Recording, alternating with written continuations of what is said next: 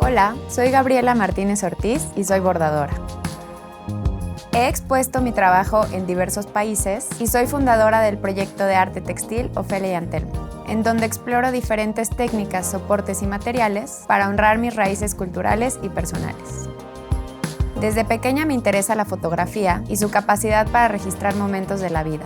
Las imágenes que más me gusta capturar residen en la naturaleza, mi principal fuente de inspiración. Al bordar sobre ellas, busco fusionar el lenguaje de las texturas y colores con la emoción que reside en los lugares por donde paso. Veo el fotobordado como un diálogo entre la memoria y mi práctica. Es un proceso que me permite resignificar momentos, revivir recuerdos y dar una nueva vida a una fotografía a través del ritual de lo hecho a mano. Para mí el bordado es un lugar de introspección que podemos alcanzar puntada a puntada. En este curso de doméstica aprenderás cómo bordar fotografías en papel para darles un nuevo significado personal. Como proyecto final, vas a intervenir una imagen y crear una nueva composición por medio de puntadas planas y en relieve.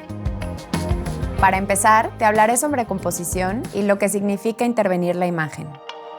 Te explicaré cómo seleccionar paletas de color para tu fotografía y los papeles en los que podemos trabajar. Más tarde nos adentraremos en la técnica de bordado sobre papel y en las posibilidades estéticas que brinda cada puntada. Te enseñaré las bases que necesitas para comenzar a bordar y cómo planear tu composición. Realizaremos nuestro muestrario de puntadas planas y en relieve y aplicaremos lo aprendido en nuestra pieza final. Una vez terminada nuestra creación, veremos cómo cuidarla, cómo explorar su revés como otra pieza independiente y cómo presentarla. Al final, serás capaz de contar una historia a partir de un lienzo que no empieza en blanco. Para acompañarme necesitarás hilos, agujas, un cartón y una imagen impresa en papel. Dale un nuevo plano creativo a fotografías que viven en la memoria.